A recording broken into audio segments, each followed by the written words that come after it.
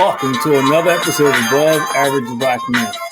Very special guest tonight. Excited, man. We've been trying to get you on this show for the longest time, man. But we got myself, Chris Pender Sr.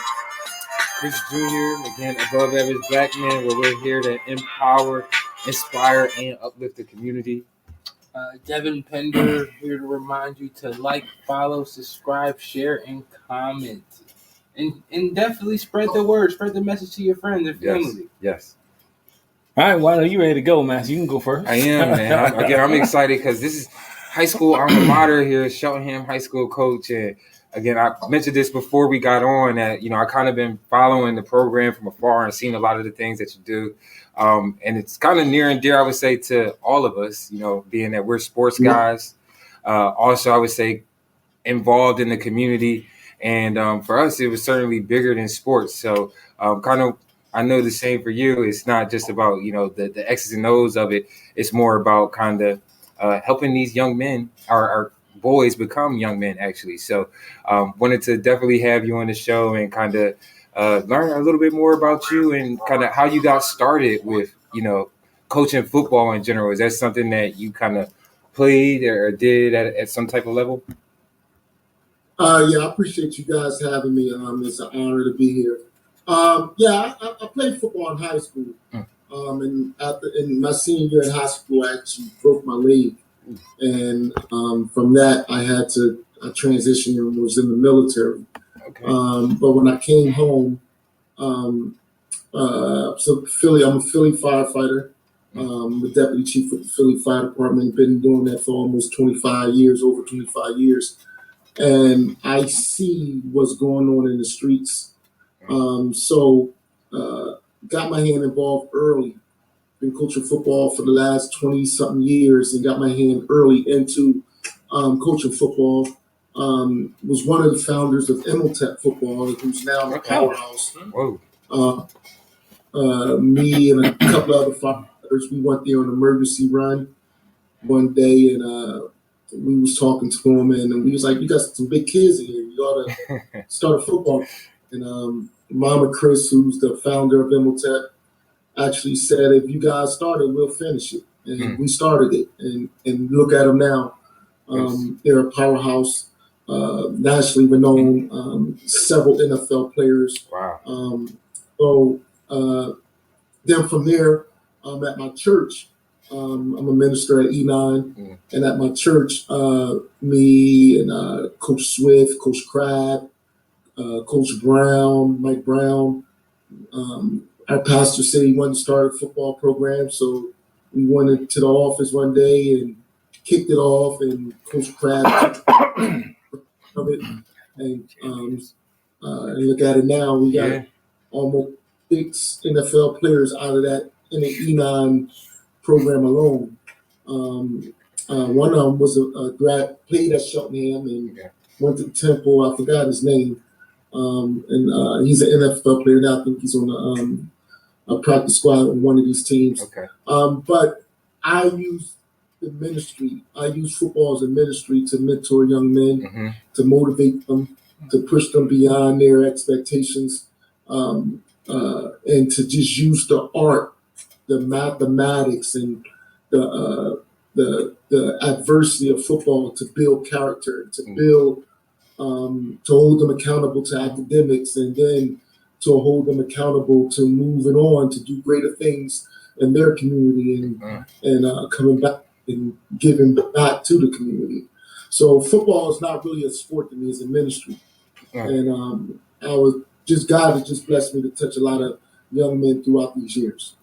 Well, you know what I like about it is, and I titled this show "The Making of Men." The day's been that kind of day that built up to the show. I was watching this interview with Michael Vick, and one of the things he talked about was how, because he was such a good athlete, there wasn't a lot of people correcting him. Yeah, holding people accountable. There wasn't a lot of people, talking about integrity and character and doing the right thing. He said he had some friends, and they were good friends. The problem with his friends was, he said, they were a little afraid to push him too far. Yeah. You see that? Like I was about to say, that's something Devin and I watched that Kanye West documentary, and there was a lot of that there. A lot of yes men. Yeah, just yes men going along because they know or they see the potential and how far he can go. and Right. they don't want to get cut or axed out of the circle. So I mean, and I've heard, and that's what attracted me to you, because I've heard how you not only teach them football and academics, but you help them become men. You help them mature. So right. I got an excellent coaching staff, and we do a lot of character building things and conflict resolutions. And of course, there is some things that you expect young men who are growing into their manhood to push the limit a lot, to cross the line. I mean, that's an expectation. Do you hinder that? No. Do you try to prevent them from speaking their minds? No. You try to have them channel that emotions into the right place so that you can respond and respond correctly and not react correctly. Reaction is immediate, and that's it. All these, young men in the grave and in jails because they react. Response is a thought process. You're thinking it out. Okay, all right. I see the adversity. Let me sit back, evaluate it, and then respond. And that's what we're trying to teach them. But and of course, it's rough. It's tough. Yeah. I mean, it's because you got a lot of young brothers out that's going through a lot of things at home, that's went through things in life, that are traumatized from what's going on in our community, and that emotion of being a traumatized teenager in this day and age triggers a lot of other things and emotions that you as a coach got to know how to balance and not say this is this kid and that's all he is, or is he just reacting to the trauma. So you got to be careful with that. And sometimes we as coaches get a bad rap because they'll say, well, that kid said that and you let him go. Well, you don't know the background of that kid. You don't know what he went through. You don't know that he's just lashing out because he never had a black man tell him, I love you. And he don't know how to respond to that. So his automatic reaction is to push away and to get out of my face. Oh, yeah, okay. But then you show them, and then they eventually come around. So it's a process that I love dearly, and I wish there would be more people who can get involved and could critique it. They can get involved and see what it's really hitting for. Yeah. I was just curious and wondering, back in the day, how'd you first, fall in love with the game of football, and did you always see yourself coaching, later down the road? Like, was this always a part of the plan for you? Yeah, I absolutely love and adore football. I love the life principles that football can teach, the character building principles that football can help a young man gather. There's a whole lot of life building skills in the sport of football. But like I said, I played football in high school, and I am a geek for football. I mean, an absolute geek. More on not just the X's and O's, but just on how to be a good coach. How to, one of the hardest things is coaching the coaches that coach for me and being a leader to them. When you got all those alpha females. I mean, my 2 D-line coaches are female. And they don't take no junk. I think I'm the only coach, the one that got 2 black women on his staff. Oh, that's amazing. And right now we probably got 3 Division I deepest linemen, and they don't take no mess. And Trump the balanced that, and so I study that. I just study the philosophy of coaching, and then the X and O's intrigues me also. It's a chess match. Of battling that other coach that watched all our film, and we watched all their film, and now we're sitting at this chessboard and we're playing against each other, and also trying to make sure that all my student athletes get the opportunity to participate in this war that we go on against with this other team. Yeah. It's all that strategy all blends into one big melting pot of just ministry. Right. So you spoke to kind of when you walked into Imhotep and you saw those Did you kids. guys freeze? And I don't believe I had. I think you guys froze. Oh, Yeah, we good. We can hear you though. Just keep going. Yeah. Can you hear us? Yeah, just keep going. Well, like I was saying, when you walked into Imhotep, you noticed and saw like those big guys. Yeah, I and, can hear you guys. Awesome. And like you just knew right away, like, oh, these guys need to be playing football. We kind of again spoke before the cameras came on and mentioned a reference how some coaches get into it for the wrong reasons. Like, they see kids and they just like, oh, this is my opportunity to almost raise this pro athlete and like get some kind of notoriety for themselves. Can you kind of talk to, like, was that always your approach coming in? Like, I know I'm coming here to be a mentor, or was that something that like you encountered or saw something along the way where, you knew you had to do something bigger or beyond just X's and O's of football? Might have dropped. Did we drop? Yeah, I think because he's on there. So we just keep going. Well, I mean, I don't know if we're. Well, I mean, yeah, we dropped online. Yeah, but we can continue just online. Yeah, so I mean, we just lost connection here. I know we're still kind of on Podbean, but hopefully this will restart. Yeah, it's coming back on the other networks that we're on here. But again, some of the questions that we were kind of asking or discussing here were related to the football and mentorship and like how it's not even just football. Honestly, all types of sports kind of do this as well, but.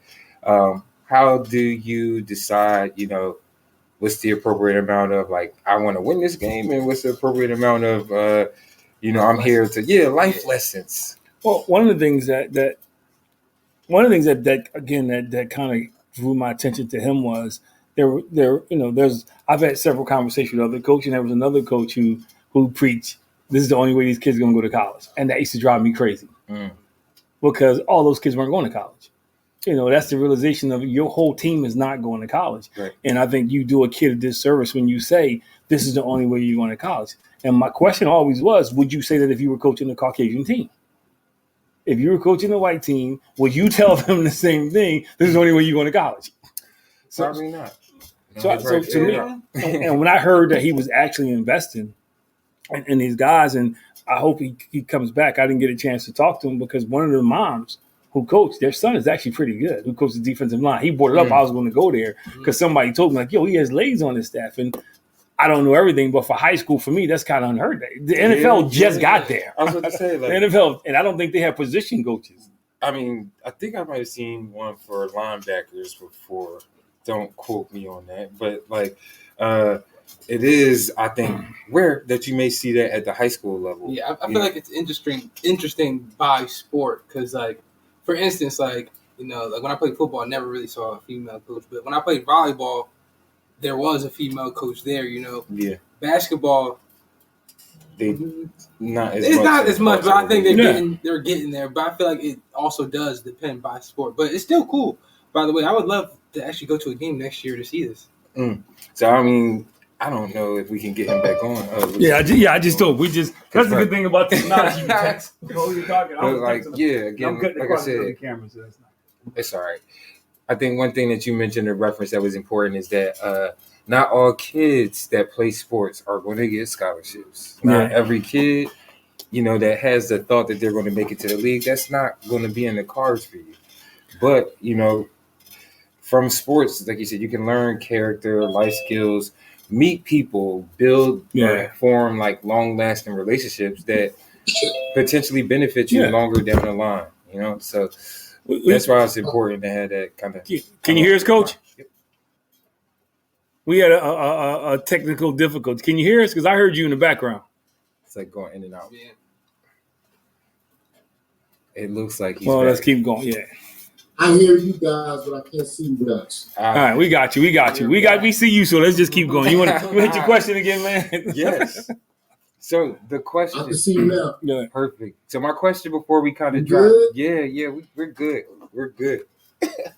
So my question before we kind of got disconnected was kind of related to your start at Imhotep, and just wanting to know, did you always come in there with the mindset of, I'm doing this to be a mentor to young men, or was it just, I'm trying to win football games? I've seen some big kids here. Because I think sometimes in today's culture, like some coaches just get caught up in the wins of it all. So just wanted to kind of hear, where did you start in your journey, or did you kind of see something that was like, I need to be more than just X and O's here? It's a major delay. Yeah, I don't know. So I'm sure. I mean, if I was brutally, can you hear me? yeah, we can hear you. Mm-hmm. Yeah. You guys can hear me, right? Yeah. Yep. If I was brutally honest, I would actually say both. Mm. I am super competitive, and so I want to win. You know, Right. so Mm-hmm. That mindset of Yeah.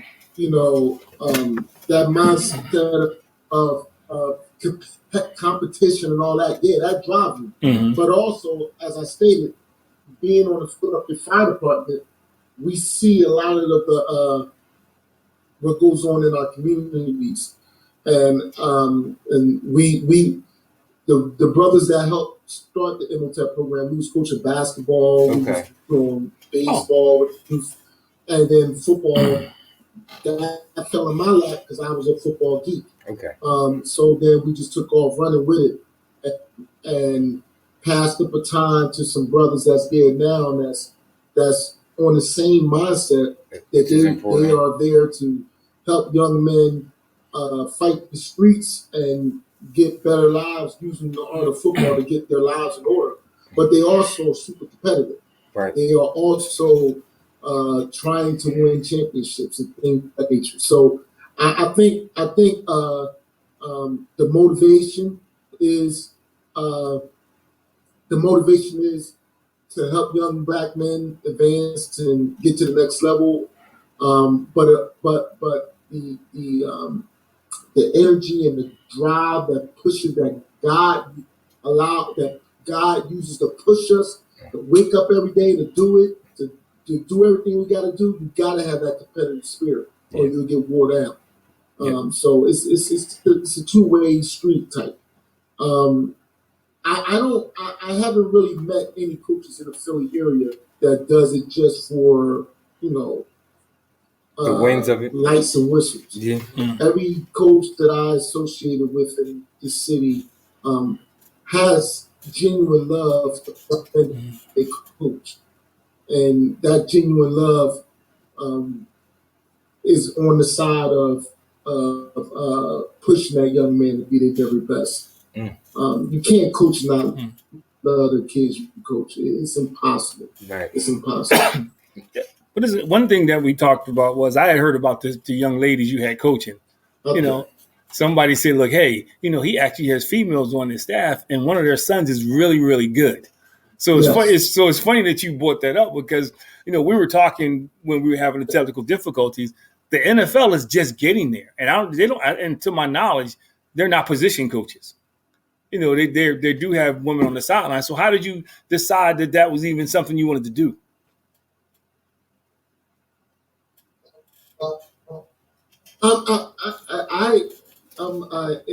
It's not.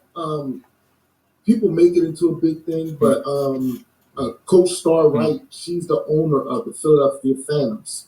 No. Philadelphia Phantoms is an all-female football team, right. Full equipment, and they play full equipment. They play a national schedule in the spring. Man. Full equipment, 11 on 11.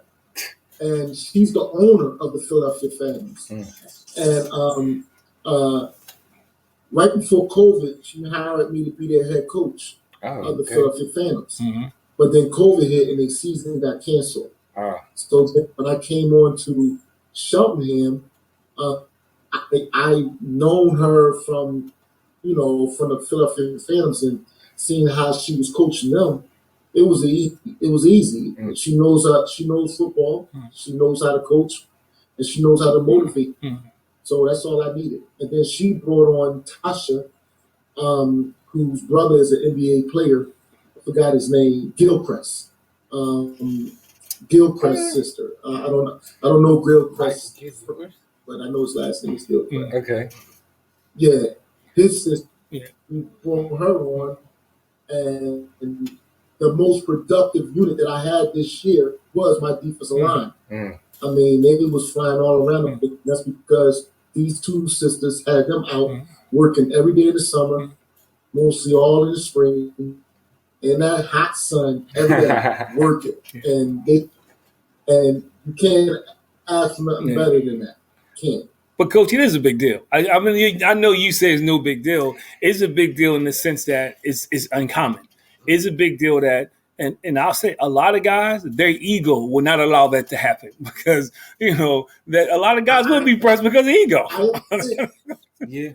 That's why it's like it's a big deal, but it shouldn't be a big deal if they qualified. Then you know what I mean. Like they the ones that can get it done.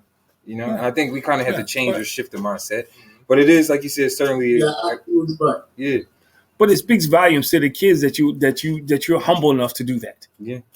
And so in that sense, it shouldn't be a big deal, but it is because a lot of guys, because of ego, especially when you just said it was the most productive unit you had, and football is not right, but it's synonymous with men. Most people think football, they think men. So I think in that sense, it's let me not say a big deal. It's a landmark. Yeah. It's a landmark thing, man. It's a historical thing that you're doing. Because I was just thinking for myself, I know they know more than me, so I'm unqualified. So, but because I do want to talk about that though. How did your players receive that? How did your players receive when you first introduced these ladies as a coach? Were they? I mean, how? I mean, one, the captain of our team and the prime king is her son. All right. That got all the offers, so he ain't gonna let nobody Right. But I'm telling you, they're not gonna let nobody check them. It was. We gotta get them on the show. I'll put it this way: when those players saw the energy that they coached at and the level of intensity that they gave those players, and the fact that they studied their position and knew what they was talking about. Because I tell all my coaches, don't coach what you know, coach what you study. And they studied that position and knew what they was talking about. Those guys couldn't do nothing but fall right on in. And they would go to war for them. And we rotated almost, I want to say 8 defensive linemen a game. Man. And they had them young men running in and out. And I would like take a kid out and have her yell at me, but it's a beautiful thing. Yeah. It sounds like it's a beautiful thing because they and it would get more recognition, and I hate to say this, but it would get more recognition if they were Caucasian. I know. Yeah. It would get more limelight, but in this world of being diverse and things of that nature, I think it was good for our football players, and it's also good for the development of those men. Correct. That now that those young men that we coach, that they don't see women in just one particular area of a box. Yeah. And you learn to appreciate them and treat them better. And it's good for our young ladies because now they can see this different side. They're enjoying to get down there. Yeah, it's good for our young ladies because now young ladies can think outside the box. And not be. Yeah. Go ahead. Yup. The first year that Cheltenham would be having an all-female flag football team. And she the head coach. So it is I like to say that it's a title. It's like a drop in the water, and the ripple effect is affecting other kids. When it's affecting other kids, it affects the school. Right. It affects the school. It affects the community, and it keeps going and going. And that's what you want to do. You want to use the things that God bless you to do to change, not just the students, to change the school, not just the schools, change the community, and that has an impact on our community. I'm just blessed that God has, put me in this position that we can have a positive effect on these student athletes. I was just to switch gears a little bit. I was more so curious about your time in the Army. I was going to ask how that was. Well, first, thank you for your service. Second, I was going to ask how that was, and third, I was going to ask what did you take away from the Army, that you brought into coaching?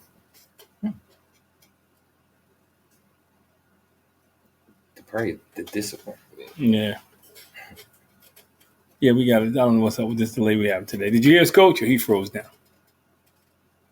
Oh, he's there. Y'all guys still there? Yeah. Did you hear his question? Repeat the question, Devin. I think he asked about my military. Yeah. Yes. Yeah, and what did you take from that? What did you bring from that into coaching? He asked about my time in the military, correct? Correct. Yeah. Okay. Actually, I was in the Navy, and I got in the Navy because I got in some trouble, and that was, my alternative. I put it that way. But got into the Navy, and it was the best thing I ever did for, in my life. The best thing. I saw the world. I really did see, I was Jerusalem and Africa, and when you see the world for what it is, you see life in a different perspective, because you see that we're all still the same. There's ghettos in France. Yeah. When we was in Spain, there was neighborhoods you couldn't go to that they called ghettos. And so when you think, I grew up in Brickyard, so I think that Brickyard is the only hood in the whole world. That's my mindset. Right. It's like, but you see that it's like everywhere. But what I learned in the military was the discipline of following details and taking care of the little things, and the big things will follow if you take care of the little things. All right. Well, again. So I think it's our internet connection here that might be. Yeah, but anyway, yeah. So I think, that's a good lesson, though. I like how you said that. It's something in the connection, but I think those tools that opened your eyes to what was going on, I think that was pretty cool. Yeah. I think not that I've been to Jerusalem and all the places that he's been. I think in a little bit of traveling I've gotten it done, that's something that I've learned, that there's a lot of similarities between us all. Yeah. There is a hood everywhere. Even in the middle of nowhere, upstate Pennsylvania. Yeah. There's one everywhere. Yeah. But that was powerful that you said that, how that just kind of changed your perspective. Because I think a lot of young men that I deal with, I meet with a group of young men in Norristown. That was part of the conversation we had today about your perspective. And so it's interesting how powerful that is, and we don't pay attention to that. Yeah. So that was a good. So do you share those? Yeah, man, it's powerful because you see how. You'll see how poverty affects people in different countries. Don't just affect you because you're in North Philly, but it affects us all. Right. The same struggles that we have here in Philly, they was having them in Palma, Spain. The same stuff that we was going through here in Philly, they was having in Morocco. Right. And I've been to Honduras. It was very poverty stricken. So, but what I learned in the military is it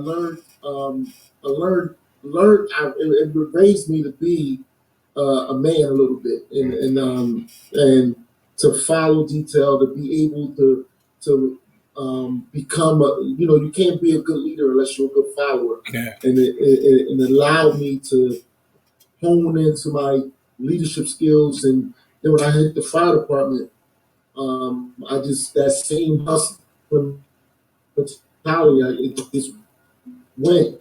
and I was able to rise to the ranks, and God has blessed me to learn all that unless I went to the military. Great. So I had a question kind of related back to kind of the mentorship side of football. Are there things that you do, I guess, off the field with the team, or is like do you strictly kind of, again, keep the mentorship in between the lines? Crazy. Well, Cheltenham, when I before I got to Cheltenham, I coached at Hamilton, and then I became the head coach of Delaware Valley Charter High School. Delaware Valley High School closed, and then I went from Delaware Charter Valley High School to Goretti for a year, and then was at Northeast for 2 or 3 years before I came to Cheltenham. But at Cheltenham, I would say this before COVID. I'll take the young, it was no problem for us to get on a plane and fly from Philly to Austin, Texas, and hit up the University of Texas and hit up Texas A&M and hit up SMU and all those Baylor and San Antonio, all those colleges in Texas, and now I got 3 players playing in Texas. I got 2 players playing for Texas A&M. That's awesome. Just because we got on a plane and went there, it's no problem for us to get on a plane and fly from Philly to Atlanta, hit up Georgia, and hit up Ole Miss, and hit up Alabama. And now I got a kid that just graduated from Bama that now plays for the Patriots, and a kid that I once coached at Goretti at UMass, and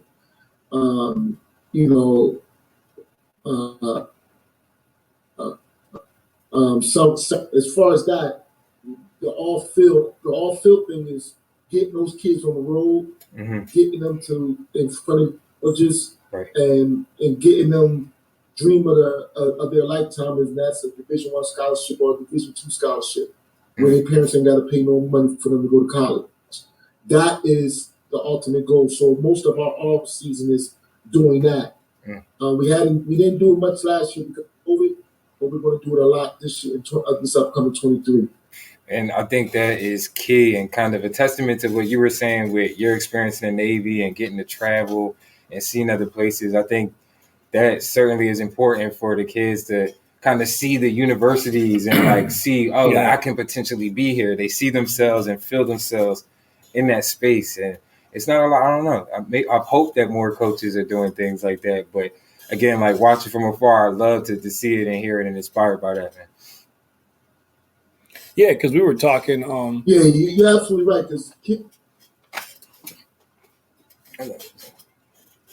Yeah, go ahead. No, you can go ahead. No, I was saying that kids live in a social media world, so their eyes is always on, their phones and computers, where some of the realities of that doesn't seem real. Right. It's not intangible. They can't touch it. So you got to get them an opportunity to see it, and you got to see the eyes of young men when they get to a campus and they say, "Wow, I can be here," and they see the players there and they say, "Wow, I'm the same size as you. I can do what you can do." And then when they come back, I have no problem with grades for them.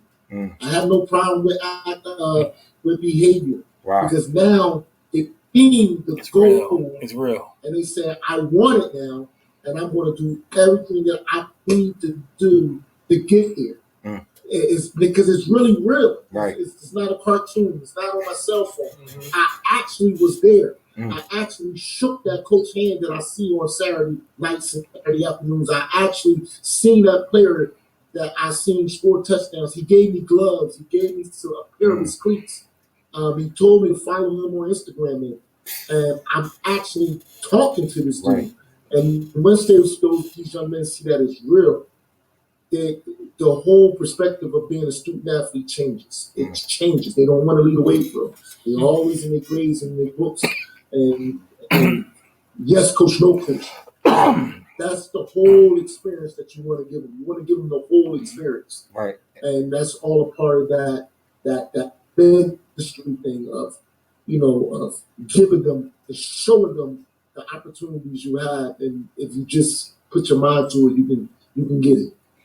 Yeah, but that's because of you too. Because I know as an inner city kid and growing up, and we all played sports, and growing up in North Philly, a lot of my friends thought that was the only way out. But we did have certain coaches that were more concerned about us becoming men.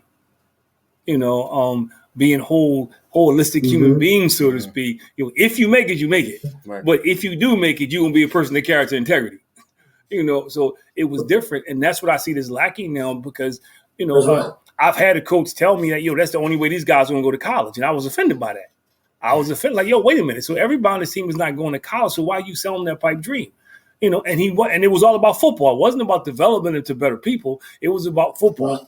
So in other words, as long as you get these grades on the football season, so you can be eligible, So I applaud you for that because I think that is so rare these days, especially with AAU and basketball, all this other stuff that's about winning. I do applaud you for that because the life lessons that I'm hearing you teaching them are indeed life lessons. If I don't make it in football, I'm going to be okay in the boardroom.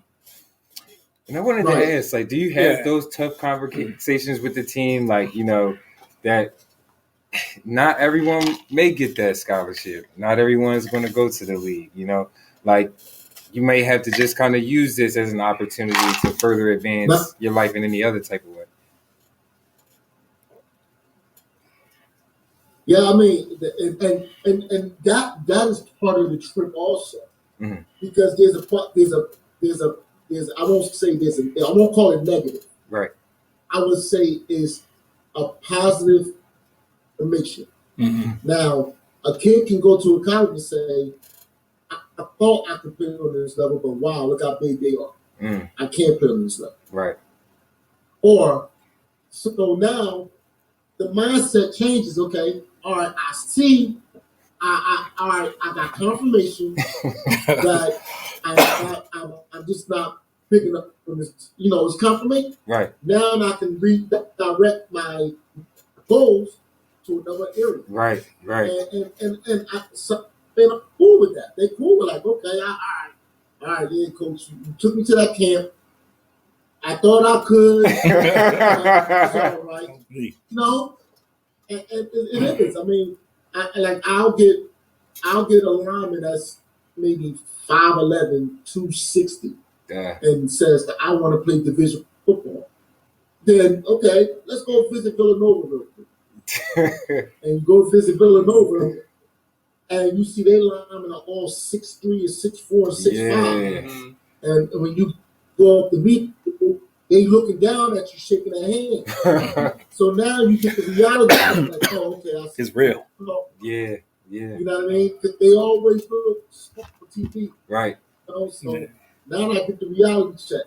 So it's not a negative. It's just a positive affirmation. Like, okay, I can do it, or I can't do it. And both of them serves this purpose of taking them on a visit, seeing the reality. Right. And once you see the reality, something tell you in mind like, okay, I can't. Okay, no problem. And do other things of doing character building and things of that nature. We teach them like, okay, if you ain't gonna be a football player, be a businessman. Start your own business. Right. If you don't want to go to college, then learn a trade. Right. If you don't want to learn a trade, then you want to go to the military and have your college, go there. But you got to do something. And you got to do something. And not just go graduate from high school and go live in mom and pop basement. And you can still be competitive. And you can still be competitive doing those things. We try to direct whatever the energy is. College ain't for I like that. No, it's not. And every family ain't. But I think that's so key that you give them that. I mean, that message. I coached Nasir Yard. Nasir Yard. I coached him at LaSalle University. The Nasir Yard is the owner of Fresh Prince and skiing team. So every football team in the city of Philadelphia is wearing skiing team sweatsuits and all that. Wow. Nasir Yard didn't want to go to the NFL. He wanted to start his own business. So at a young age, he's been the CEO of his own business. Now has 2 stores. Man. You know, I coached a young man who owns another young man right out of high school. He became a professional bodybuilder. And then from there, he has 3 gyms in Philadelphia. Wow.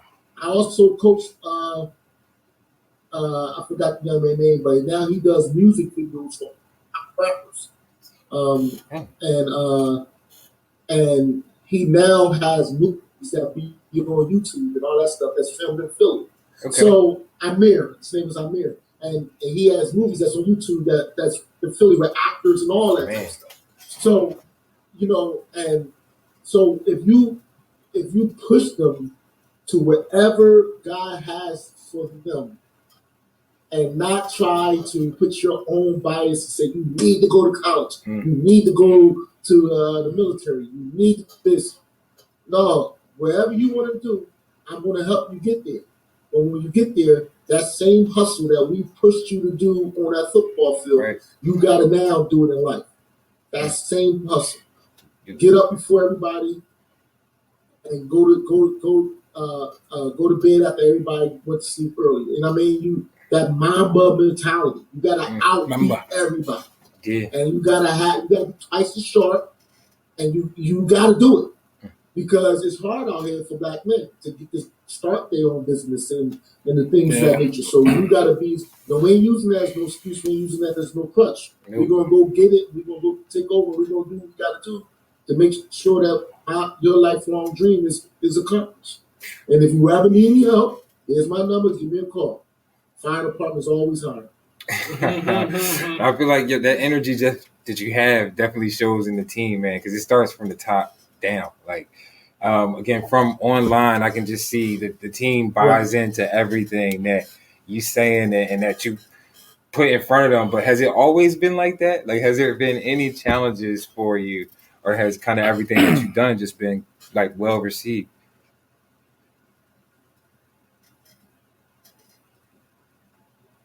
I mean, I can tell you Philly football is different from county football. For sure. Philly football,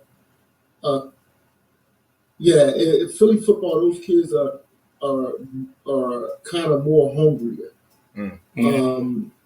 They're more challenging. They will challenge you sometimes because they play football through Little League and things of that nature.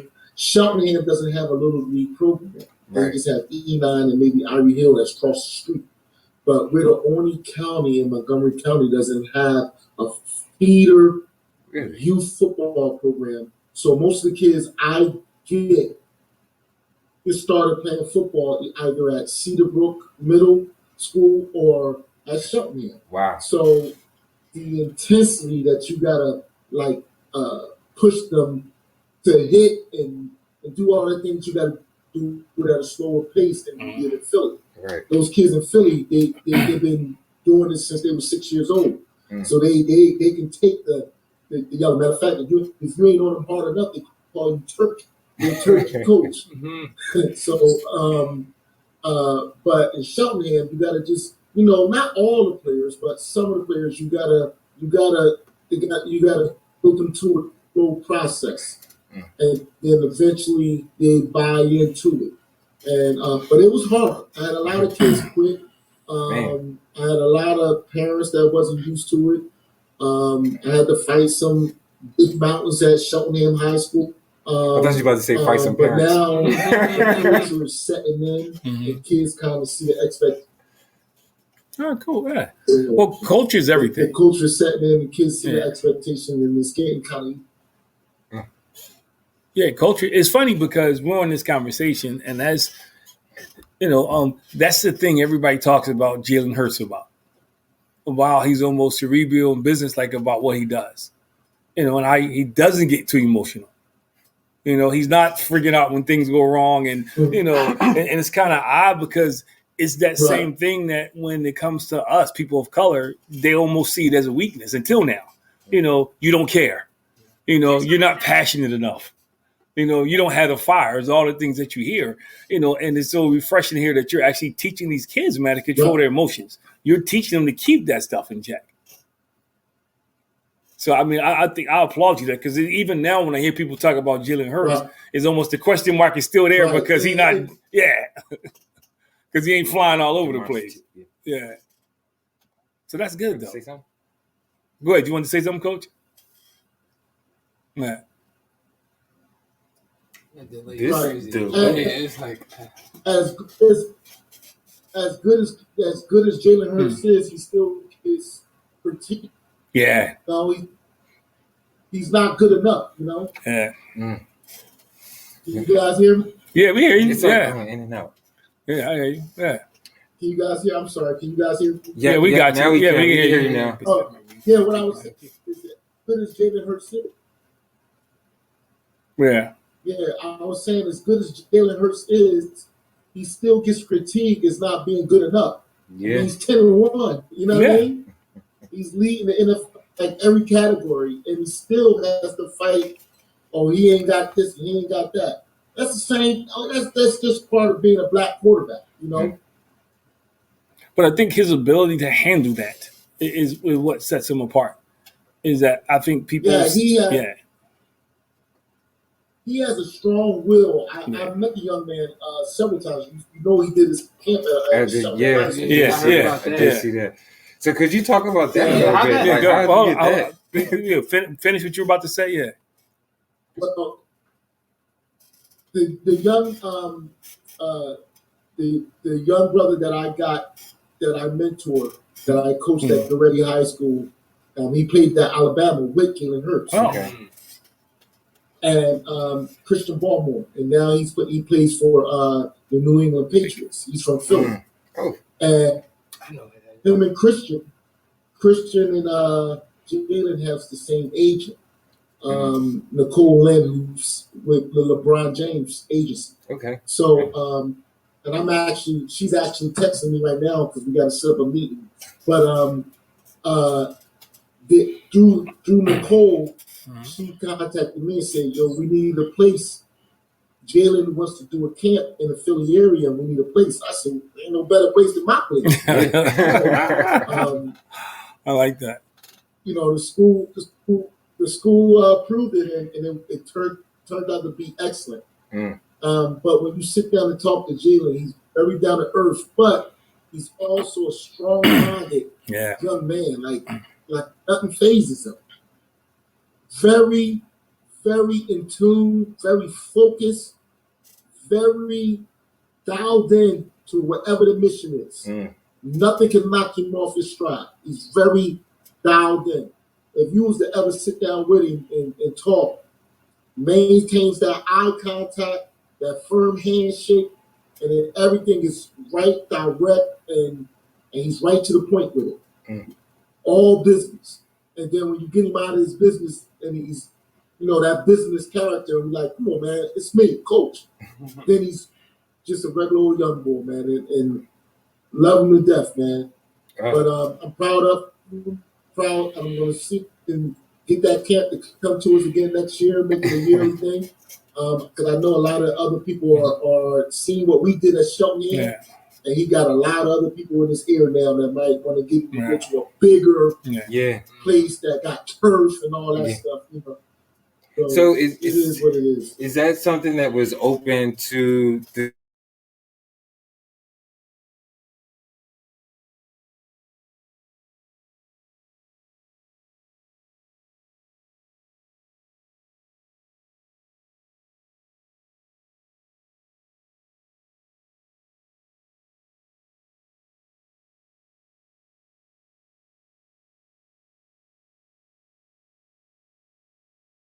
Yeah, I tried. What Shelton is doing for the community. So, once I put it out to. Once they put it out, we put it out to the Shelton community. I put it out to the whole city of Philadelphia, and we were still able. We didn't turn no kids away. Okay. Jalen didn't turn no kids away, so everybody that signed up was still able to be a part of it. Wow. And it was just an awesome experience. And he was very, he was very in tune. He wasn't distant. He shook everybody's hand. He took pictures with all the parents. Wow. Just a great guy. Great guy. Well, you can tell the way it conducts itself. And again, I'm more impressed that the one thing they say about us, and even I was watching in a Michael Vick interview, was how he had to learn as an adult. And he admired it about jailing to remove the emotion from stuff. Because his emotions was causing him to do a lot of different things. And then he was saying he was amazed that when he was talking to jail, and this dude, sometimes he's like a robot. Not in a bad way, but he just has that. No, he has that laser focus. He says, he had laser focus. Like he said 6:00 in the morning, he's up doing film. After film, he's in the weight room. After the weight room, he's hanging out with the players. Then they're hanging out with the players. Then he's doing more film. He just has this whole routine that he never wavers from, and his demeanor never changes. You don't see him sad. You don't see him. And that's amazing to be that young. But I hear the same things that he talk about in his one-on-one interview that you're talking about teaching your boys, and I think that you can't buy that. And I had another question here for you because you mentioned kind of the network that you have here. I'm sorry. No, go ahead, Coach.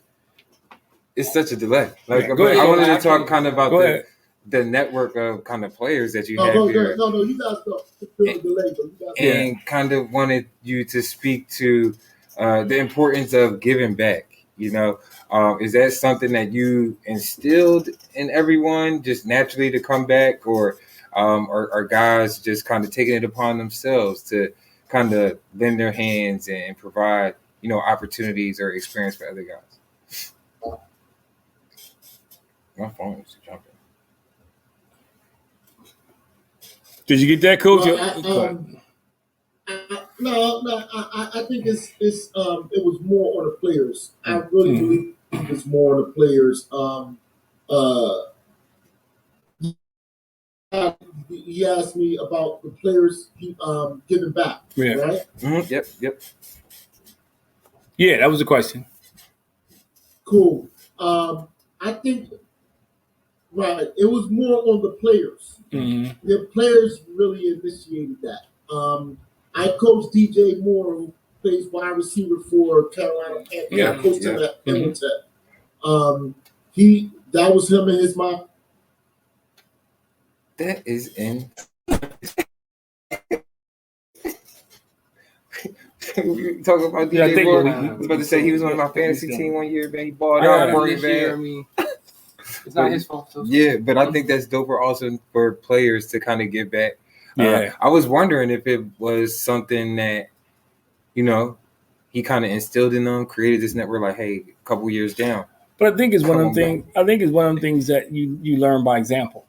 Because if somebody's treating you like that, if somebody's just giving you and you kind of want to pay it forward and give it back. And I think for a lot of kids, like I go back to, I had this session today with the young guys, and we had some interesting conversation. I learned a lot, but that was one of the things we were talking about, how, a lot of them, they have this sense of is them against adults. Mm-hmm. Until they meet somebody who shows them differently. So it's not like. But I asked that though too, because like a lot of times now too, you hear people that say like, you get out and you don't come back, right?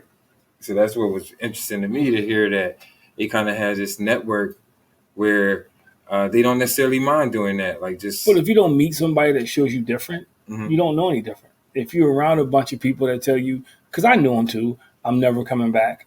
And I run into some of them now, and they still talk about those people, the hood in a negative way. But you meet people who've met people who've embraced them, who share with them, who didn't do this, but they just cared about it. Somebody came along and said, okay, well, I'm gonna give back to you, not because I have to, because I want to, and that can become contagious. But did you personally ever feel like that? Like I'm just never going back. Like did that ever cross your mind at all? Oh, man, growing up in the hood when I was young, every day. Every day I was like, yo, I can't wait to get out of here, man. And I did. Every day I kept saying, I can't wait to get out of here. And especially when you grow up, as you start to get older, man, and you start to recognize all the stuff that was going on,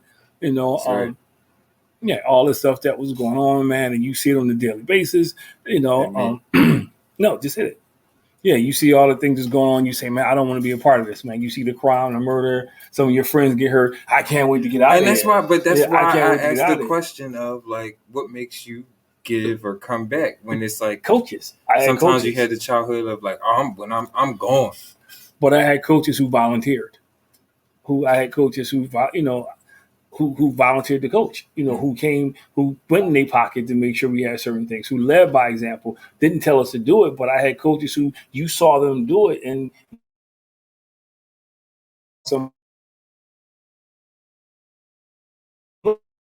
when you see this dude who is going down the tubes fast, and all of a sudden a light bulb comes on because he can catch or throw a football or hit a baseball, and you see it's because somebody volunteered their time, you can't help but take notice.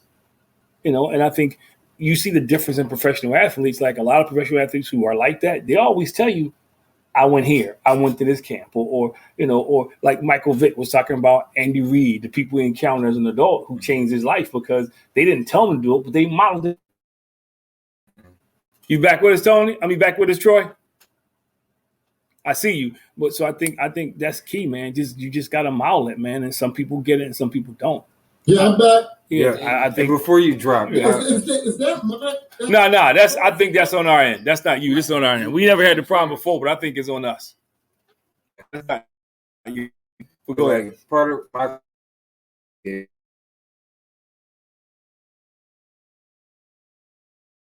you instill. Next time I gotta come in then. We just talked about it a little bit, but yeah, I'm glad you said that because we gotta do a part two. But I'm sorry. Crazy. Go ahead. Go ahead. But I was asking, do guys come and give back because you tell them to? Because most of the time, like we said, if you come from a rough place, sometimes you just want to get away. Like, like you think you get yours and get gone. Like people tell you to get out. Yeah. So it's like, that's why I was asking or inquiring, is that something that you instilled? But it's good to hear that guys come back. I don't know if you could share the DJ Moore story with us. That's kind of how you got disconnected. Yeah, we lost you in the DJ Moore story. If you could finish that one for us. Like I was using DJ Moore as an example because he comes back to Philly and to Carolina and gives back. I coached DJ in high school, and I never had a conversation of you got to give back.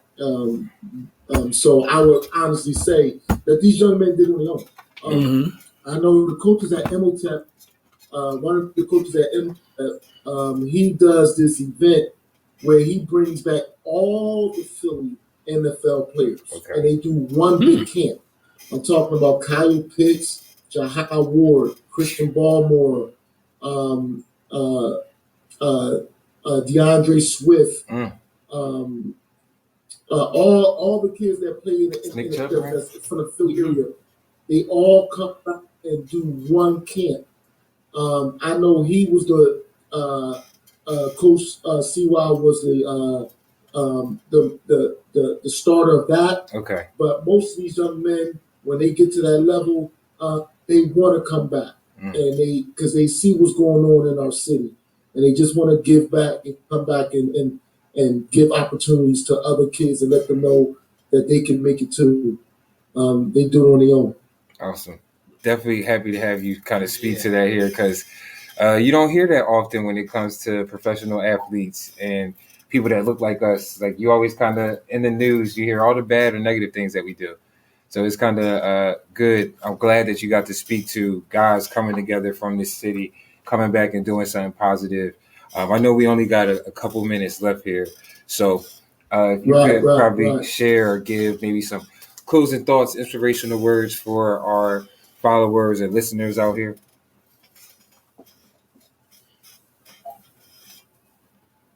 We definitely got to get them in here, man. Yeah, because I got some fire. I would just say, man, always dream big. Don't.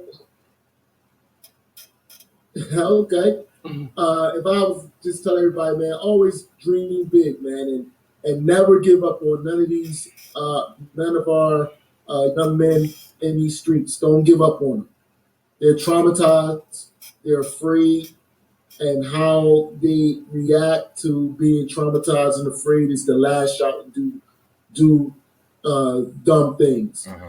Use what you got to motivate that young man to be his very best, whether it's football, basketball, whether it's entrepreneurship, anything. Use what you got to talk to that young man and just motivate them to be their best. And don't think that because they live in Shelton, they're not touched by the violence in Philly. They got cousins over there. They watch the news. They got friends over there, and they're traumatized also. So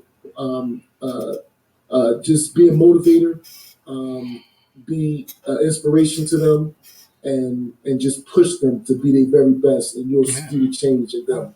And that can eventually change that young man. Can eventually change a school, and it can eventually change a community. And that's what we need to do. We need to be community changers. I appreciate you guys having me on. We got to do this again. Yes. You tell me when you can make it. Just talk, and I want to bring some of my young men on too. Yes. So they can give you. Yeah, just let us know when you can make it on a Wednesday, and we'll set it up. Yeah, I want to bring some of my young men on so they can give you. Can we do a show Okay, that's awesome. That's awesome. I'll be in touch. Say it. I said it would be awesome if we could do a show from Shellingham. That would be real great. I know Dr. Scriven personally, so I'm going to have to give him a call. I think your probably would know more people. Yeah, I think he could set that up better than I can. Well, Chris played with Pat. They played basketball. Awesome, Chris and Pat were on the same basketball team. Pat Flurry. Yeah, they went to high school together. And you go. So Pat, man, doing a phenomenal job. Yes. The new AD, head basketball coach. Hold it down. Busiest man in Shelton right now, man, doing this thing, man. So proud of that young man. Proud of him. Yeah. Proud of what he's doing. And you talk to Pat, man. Pat will make that thing work, man. We go sit in that small theater and get it done. Yeah. We might have to maybe make have some kind of community forum with all the the young men that's in that school. I like that. And have some kind of community forum where we try to see what they need from us. Yeah. And see if we can use that to change some things. Yeah. I love that approach too. Is in terms of seeing what they need from us and not coming at them like sit down, take this. So we're gonna start. I'm gonna reach out to Pat tomorrow. We're gonna start working on this because I know Dr. Scriven too. I know Dr. Scriven too, man. So we gotta make this happen, man. That was a great idea. Yeah. So, Coach Troy, we definitely appreciate having you on. And like you said, can't wait to do this again in person and get to talk to some of the young men. So thank you for, again, your time and sharing your stories. I'm sure we'll have plenty more when we get together. So appreciate it, Deb. You want to go ahead and hit your lines here? Like, follow, subscribe, share, comment, interact with us on it. Tell a friend to tell a friend to tell a friend to tell a friend. Spread the word. Thank you again, Coach Troy. Good night, everybody. Till next time.